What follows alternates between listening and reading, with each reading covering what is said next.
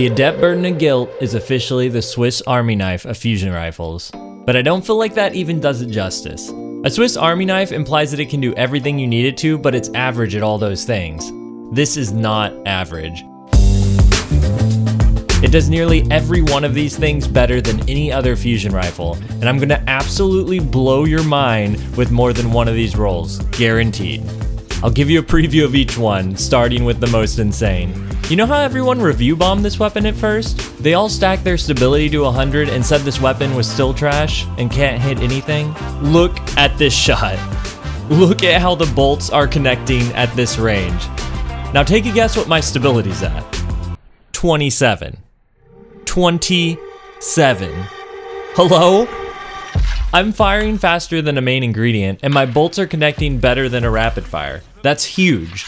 I'm in 6s, so alacrity isn't even procced. I'm not running perpetual motion or elemental capacitor on this one, so it is a true flat 27 stability.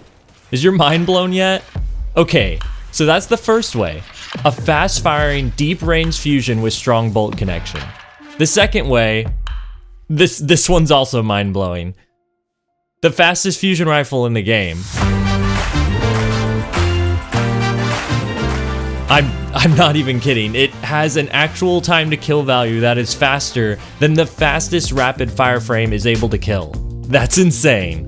Now the other two aren't quite as unique, but they're still crazy that this fusion rifle can do it all. So the third roll is a roll for max handling. If you want the snappiest fusion that is available, you can easily get this stat to 100. And the fourth and final build I'm going to talk about is max stability. You can get the stat to 100. I don't think this is the play, but because you can, we've got to talk about it. And because everybody's going for it, we have to talk about it.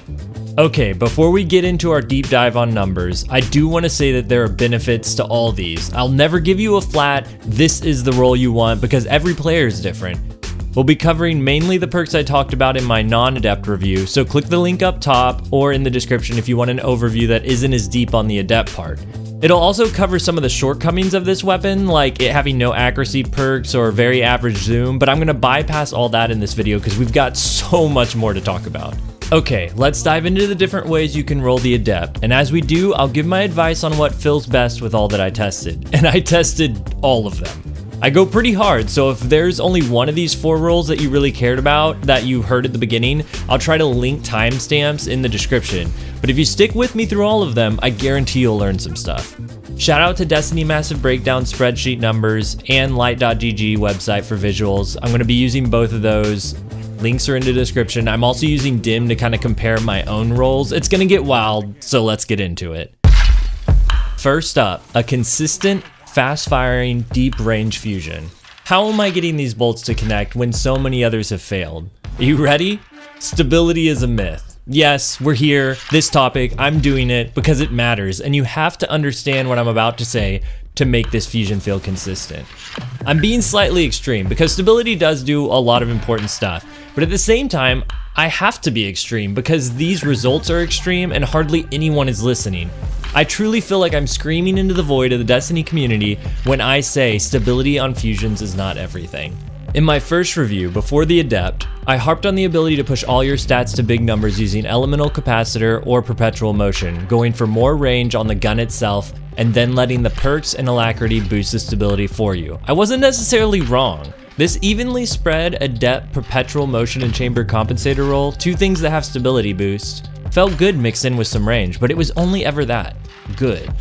But when the lights really turned on for me was when I started using a roll with Killing Wind and high range that had lower stability, and there were 2 things I noticed.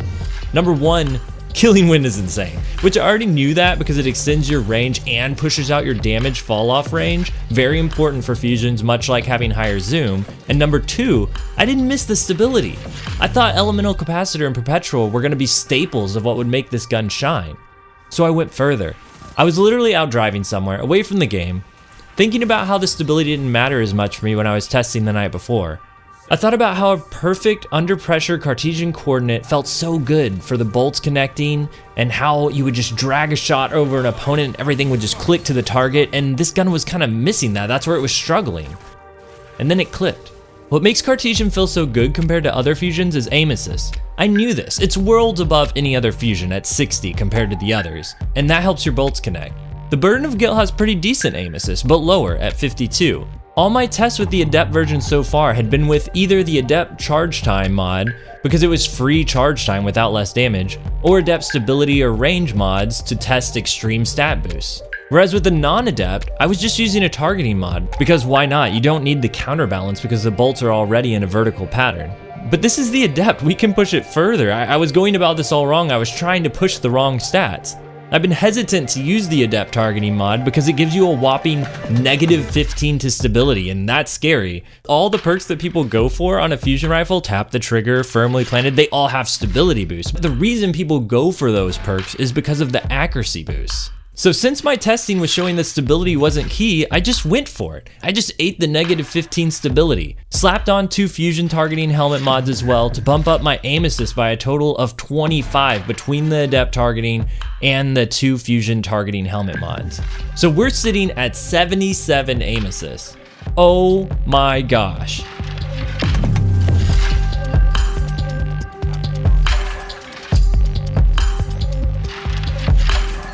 The difference immediately. Who cares that I have only 27 stability when my bolts are connecting at these ranges? And with Killing Wind active, pushing out your range cap that aim assist is active within, this thing just goes nuts. I was connecting shots while only doing 20 damage outside of the damage fall off range. Now, shock factor aside, let's reverse and add in some stability and talk about what's actually happening. I'm gonna go back to the roll I talked about in the beginning, a roll that had plenty of range with projection fuse and a range masterwork, but it also had chambered compensator and perpetual motion. In the end, this has been my most consistent all-around bolts connecting, deep firing Adept Burden of Guilt fusion rifle. Let's get into why. Chambered compensator is adding +10 to the recoil direction. We don't need counterbalance because the numbers already ends in a 5, as I mentioned earlier, it's completely vertical, and counterbalance would add 15 to that number and pull it to one side or the other. That said, the +10 for chambered compensator really helps and keeps it vertical. The extra stability. Okay, let's get into this. What is it doing? I've always been a big believer in pulling down the bounce for yourself, rather than letting the stability do it for you. And the nerf to high stability on all fusions that happened this season is noticeable. So it's even more as unimportant as it was before for me. That said, sourced from the Dust of Masseny Breakdowns community and all their communication with the Bungie devs, stability does also affect your aim assist decay. Meaning the bolts that come after your first one that you fire have less aim assist the lower your stability. So it's not nothing to have some extra stability, and there is some difference even if you are compensating for the bounce. So continuing with the breakdown on stability, I've got at least +10 stability from chambered, and usually +15 stability from perpetual motion, and +2 from the Adept masterwork. Assuming I'm running Adept targeting, -15 stability, this all comes together to bring my stability to 52. That's not bad. I don't need a super high, but having some does help with the aim assist decay from lower stability, and it's slightly easier to control. We can take it one step further if we're playing Rumble or Last Man Standing in Trials, and you get it boosted another 20, bringing your stability to a total of 72. That's kind of crazy considering we just tanked it by adding that extra aim assist with the targeting adjuster. Now the range. This is ultra important. Your range, while only increasing your damage fall off a max of around 2 meters, will control how far your aim assist will work before it falls off a cliff. It's not all about damage. And I think this is where people really get messed up in their evaluation of how important range is. I want every meter of my effective range before damage fall off to be lethal with my aim assist. So range and aim assist are tied in this way. Not only does range affect your aim assist, but it's also tightening your accuracy cone, which takes some of the RNG out of your shot. So in my opinion, this is the thing that's more valuable than stability. Okay, continuing with the range on this roll, I've got +10 from projection fuse, +10 from the masterwork, bringing me to 61. Not the highest, but with all the rolls I tested, this is about what you'll want to get to for strong bolt connection and consistency. Remember, with Alacrity, we'll continue to boost that to +10 for a total of 71. Now my handling, it's at 30, but with a quick charge mod, I'm adding 20 to that, bringing it to 50. On top of that, your targeting helm mods are adding a 0.75 ADS animation multiplier for how fast you can scope in. I don't have the numbers for what exactly they look like stacked together on hand, but altogether with the 50 handling and the animation multiplier, it feels pretty good. It's not super snappy on this roll, but it's definitely in a good spot. So altogether, let's look at where we're at with these perks and these mods. Without alacrity, we're at 77 aim assist. Let's see this one first because it's so key. 61 range, 52 stability, 50 handling, plus that snappy ADS multiplier, and a vertical 65 recoil direction. And with alacrity active, we're at 77 aim assist, 71 range, 72 stability, 50 handling, and 65 recoil direction. That is a bomb fusion. The bolts are tight, the range isn't as insane as their ingredient, but this one's faster, and it's insanely accurate, and it's sticky within the 17 meters we have to work with. I didn't even go over the fact that I was running high impact reserves, which, as I mentioned in the first review, is letting me not worry about high resiliences on the adaptive archetype. So that one's great, but there's an alternate version for this, which if you're going for double kills is incredible. If you want to get wild and push the range even further, you can forget stability almost altogether and go killing win. I don't have an amazing killing win plus successful warm-up roll, but that would be great. I do have one of these rolls, but the stats aren't amazing on it, but it is great. But I also have this amazing killing win plus high impact reserves roll that was doing work. This is the one that you're seeing in all just the insane clips that are follow-up kills. You know, the stuff that is hitting and connecting outside of damage fall-off range, that's this one. I could bring the stability down to only 17 with full bore, plus the Adept targeting mod, and it was still destroying. But I settled on extended barrel on this roll for the plus 10 recoil direction, just like my other roll. 65 appears to kind of be the magic recoil direction number for me in this gun. So the final roll on this alternate version without alacrity looks like this: 77 aim assist, 64 range, 27 stability, 45 handling, 65 recoil direction. But with Killing Win active, I've got a ton of stat boosts now included. An extra 50 mobility, a 5% increase to the damage fall off distance, and all my other stats change to 77 aim assist with the further fall off distance, 84 range, 27 stability, 85 handling, and 65 recoil direction. And if you're playing Rumble or you're the last man standing in trials, with alacrity and everything active, it's boosted to 77 aim assist, 94 range, 47 stability, 85 handling, and 65 recoil direction. That's insane. I'm saying this entire review. There's so many insane things about this gun, but did you see those stats that I just read? I find it hard to choose between which one of these to run because, like, as I've listed, they're all amazing just in different ways. Are you going for follow-up shots, or you just want that first one to be super clean? The Killing Win one just requires you to get a kill force before it really takes off. But that first one's amazing too. So 2 amazing guns just right off the bat if you just want a consistent, fast-firing, deep-range fusion. Okay, the next 3 versions of this are gonna go a little faster, but that doesn't mean they're any less insane in their own way. The second roll of this that I'm just blown away by is that this is the fastest killing fusion rifle in the game. Part of me can't believe that this exists and it works, and another part of me can't believe that I actually got it to drop this weekend. I'm not gonna focus as much on the other stats because, quite frankly, this version of the gun won't connect for you as consistently as the others, and it won't hit as far, but I mean it when I say it's the fastest killing fusion in the game. Now you might be thinking, Lego, what do you mean by that? Clearly a rapid fire has a faster charge time, and you're right, it does. But as I mentioned in my first review, it is possible, all things being equal on both archetypes, to achieve an actual time to kill value that is just as fast as a rapid fire with successful warm-up by the time all the bolts connect.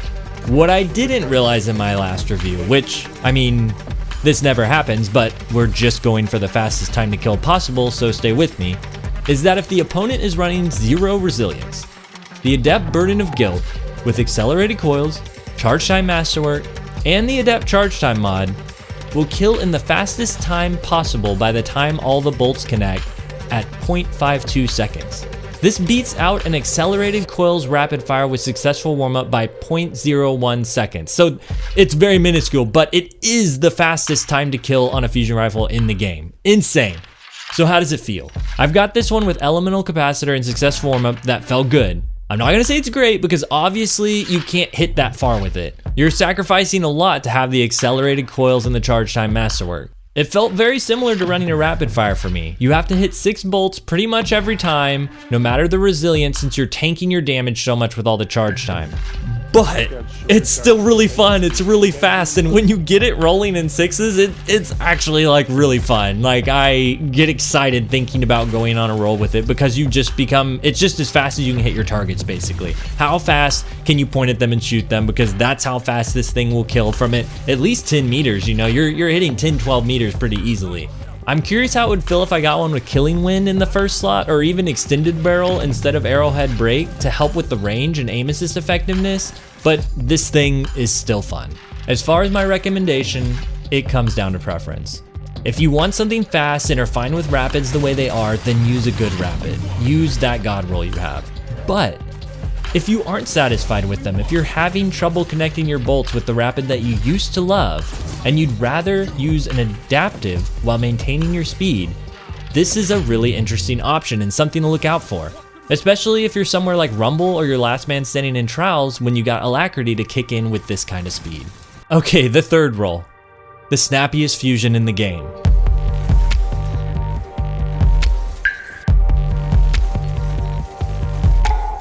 Well, tied for snappiest fusion in the game. Timeline's Vertex can do this too, but I believe these are the only two, and good luck getting that roll to drop from Dares of Eternity. It's just very rare.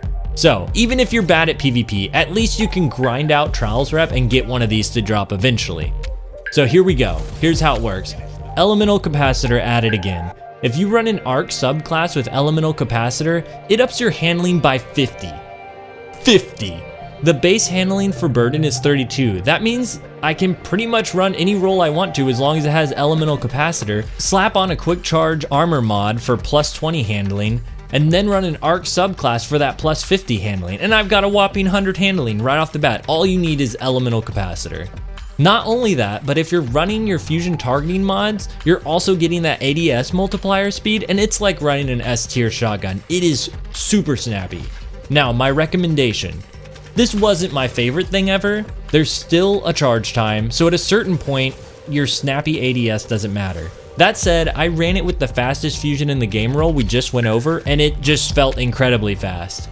If you're on the move a lot with an Arc subclass, this might be the role for you. Even if it's not, keep it in your back pocket if you got a good Elemental Capacitor roll. Arc 3.0 is just around the corner, and this could become your go-to next season. Okay, roll number 4, max stability, 100 stability. We're here, we're talking about it. It's worthless.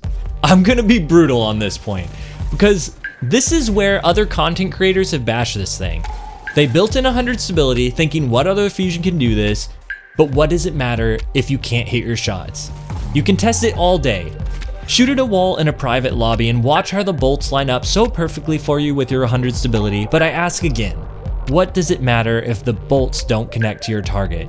You're literally just making them look pretty. I noticed for me, I think the input device has a lot to do with this. I use a controller, and so the way that you drag over somebody and the bolts kind of stick to somebody as you drag, I drag shoot a lot with a fusion, and so to not have the stickiness and just have the stability, it just doesn't feel right for me on a fusion rifle. So that's what I mean by I say everyone is different, but I'm gonna harp on this because everyone is saying to only go for stability, and I just want you to reconsider and say maybe it's not the only thing that matters. You know what it reminds me of? It reminds me of all the viral in-air accuracy clips going around, and I'm not gonna debate any of that, whether or not the shots were on or if this or that was working, but the feeling of it, that frustration of trying to build into in-air accuracy stats and being let down when your shot is seemingly right on target, that's all you're doing with high stability. You're like, it should work, why isn't it working? And then it doesn't work.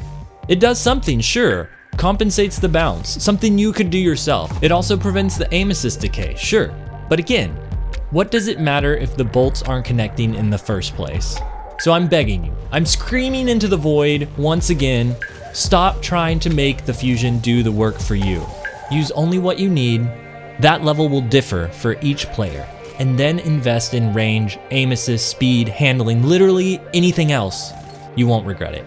This has been Lego, aka Legoli Flash. We've got more fusion reviews to come with Epicurean and the Return of the Iron Banner fusion, and we've also got more glaive guides on the way. And I'm really excited about those. Please sub or share this video with the Discord community if you enjoyed it, and also check out Destiny Massive Breakdowns, Light.gg, and Dim for their amazing resources. Until next time, GG.